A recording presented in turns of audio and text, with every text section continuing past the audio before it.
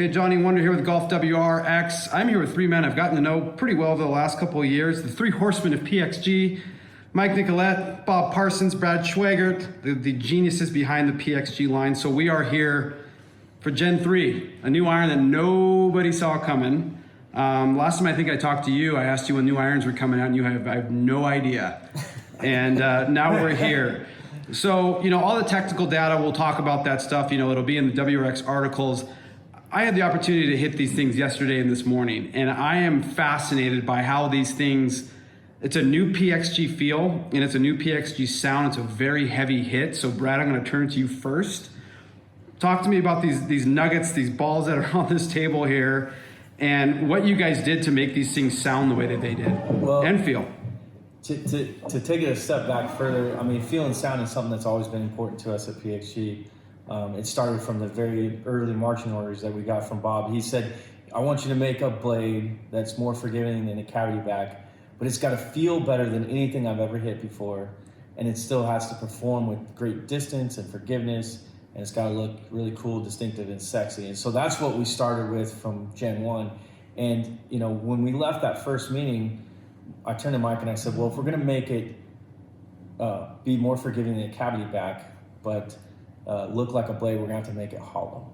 And the challenge is that when you make something hollow, it sounds hollow. That doesn't really lend itself to the best feeling club that I've ever hit before. So, we got to try to fill it with something to try to improve the feel. And so immediately we started working on all kinds of stuff, and we ended up using what we call thermoplastic elastomer, or what is thermoplastic elastomer, TPE.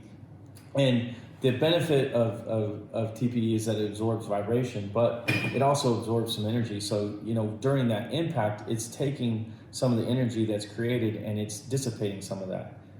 It's called a viscoelastic material. With the Gen 2, we tried to create a material that was a little bit more elastic, and it's rebounded some of that energy, and we got some level of performance improvement, but it's a little more glassy, it's louder, it's a little firmer material. And so as we look to the Gen 3 and we developed what we call our impact reactor, we created this material that has the best of both worlds. It's really soft and flexible, but it also stores and rebounds the energy unlike anything else. So you get a huge bounce back like you're seeing right there. And it really helps create that feel that you're talking about, that you're experiencing out there. It's quiet, it's solid, but it's really powerful, and you get a great sensation when you hit it. So Bob, this question's for you. So I've gotten to know you pretty well. I've done a couple of interviews and some podcasts and stuff like that. I see you now more in this Gen 3. I see Bob in these irons. I see you in the ST, and I see you in the T line. When you're putting down a golf club, because the rumor was you've had these Gen 3s for a while. You've been messing around with them for a few months.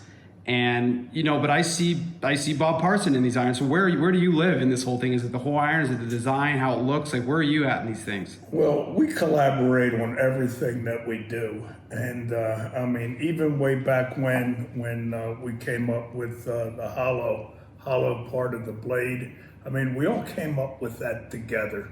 He had the idea, I had the idea, Mike had the idea.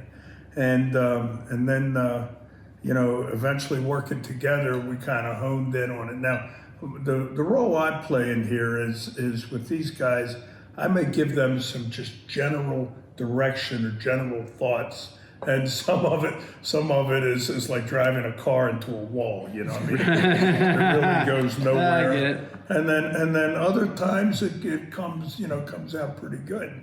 And because we collaborate to so much, and we discuss so much together that it's hard to know who really comes up with it.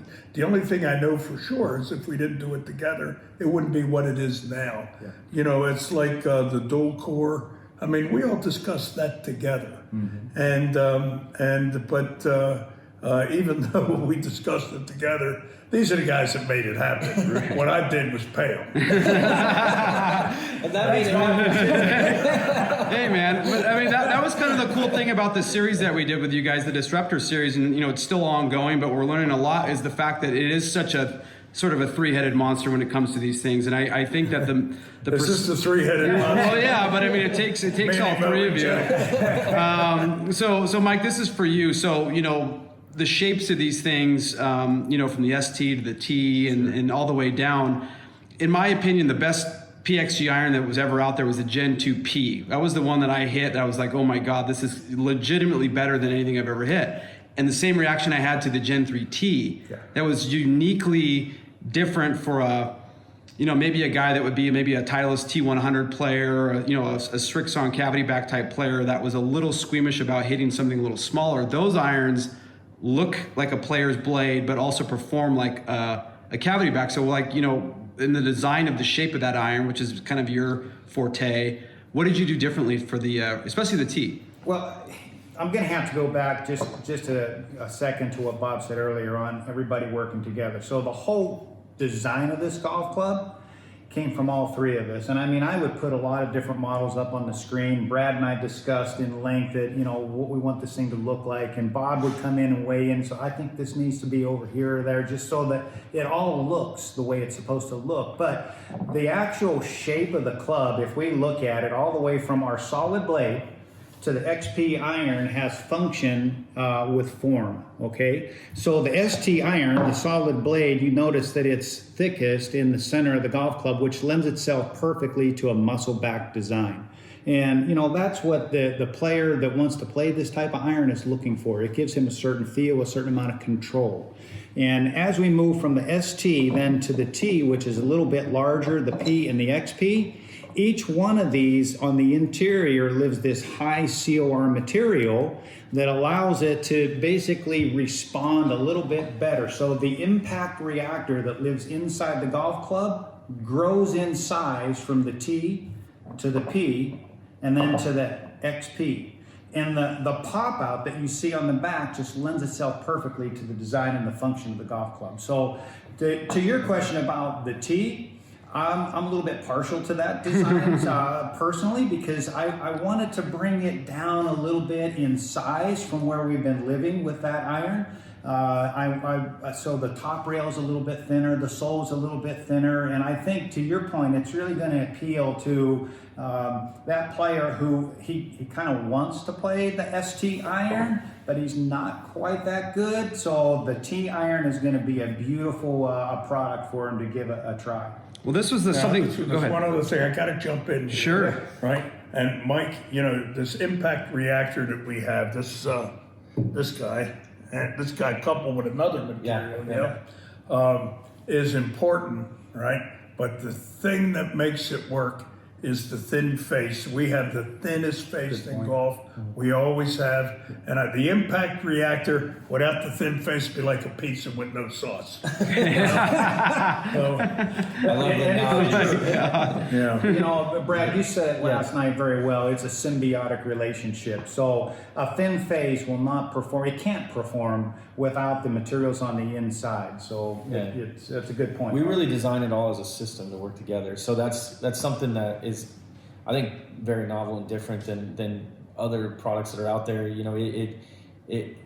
Our impact reactor works together with the face. They all work together, and that's quite a bit different than anything else. Even other products that have stuff on the inside. Well, let's talk about together, because I mentioned this last night when we were doing the tech presentation.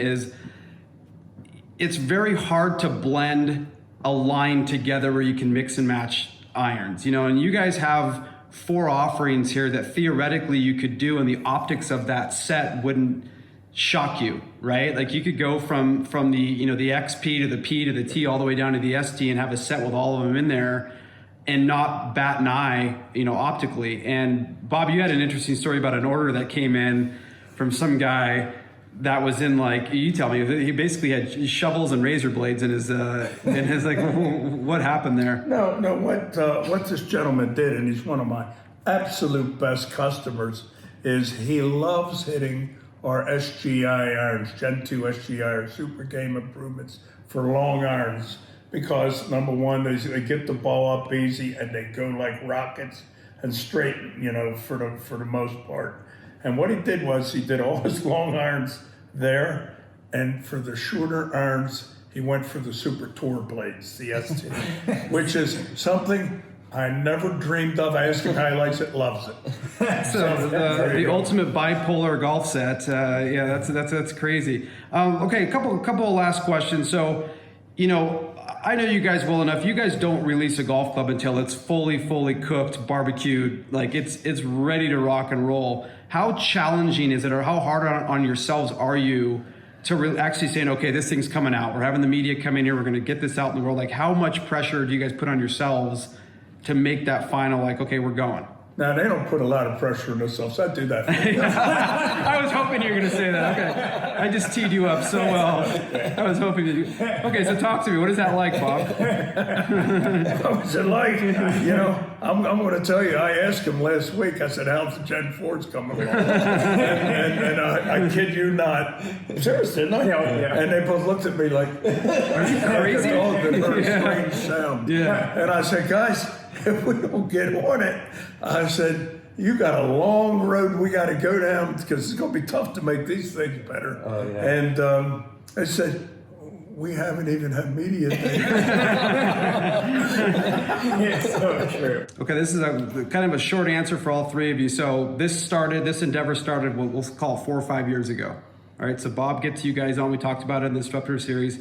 Did you guys ever think that you would get here 5 years into it, growing third generation irons? This is going to start with you, Brad. Like, what did you think it was gonna be like, and how did you exceed your expectations? Well, I thought we would eventually get here. I think the time that we've gotten to where we've gotten has been probably pretty shocking to me. We've gone a lot faster and put a huge dent into the industry in a much shorter amount of time than I thought was possible. I also think that we've set trends in the industry that, now when you look back, from a cosmetic standpoint, from a technology standpoint, from a design and just overall cosmetic standpoint, like our products are really leading the way. And that's something that, I know we all share pride in, that we've really disrupted the industry, the Disruptor series, and have a very positive effect, I think, on the industry at large. Nico, same question. I've known Bob for quite a long time. I've known Brad for a much longer time, and I had no doubt that the company would be successful with a partnership with these two guys. I mean, let's face it, everything that Bob has been involved with has been successful. He just has a way with business, and he can see in and past the future, if you will. And with that kind of vision, you just can't go wrong. It was going to happen, and here we are, and it has happened. And with this new Gen 3 product, I think we only made one mistake on the Gen 3 iron. We named it wrong. It should be called the Gen 4. It's that good. Bob, this is for you. You started this thing off. This is your baby. Like these. First thing I want to say is we don't agree on everything. I'm very happy with the Gen 3. But he still wants the Gen 4 now. Yeah. So am I happy with, or did I see where we would be? Whenever I start anything, I never have any vision of what it's going to become.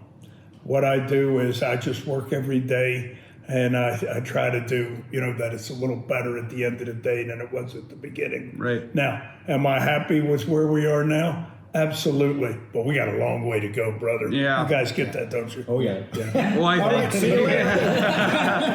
think I can speak for the golf community, and I've said this in my podcast a bunch of times. Like PXG, Bob Parsons, the three of you guys created a new culture. I call it like the bespoke culture in golf, where you took. Because when you guys first came out, it was like, who's going to pay that much for a set of irons and this and that? And you guys literally not only proved everybody wrong, but you also created like a sub-golf culture where it was okay for people to spend a little bit more money for quality, custom equipment. And it launched the careers of a lot of young club makers, guys making putters, wedges. Like it's become a really cool environment, not only to cover, but to be involved in. And it started literally in America. It started with you guys. So from the golf community, I want to thank you boys. Hell of a job, and looking forward to Gen 4 at some point in the next. Yeah, they're going to start on it this afternoon. Thanks, Johnny. Thanks, amigos. Bye. Appreciate it, John.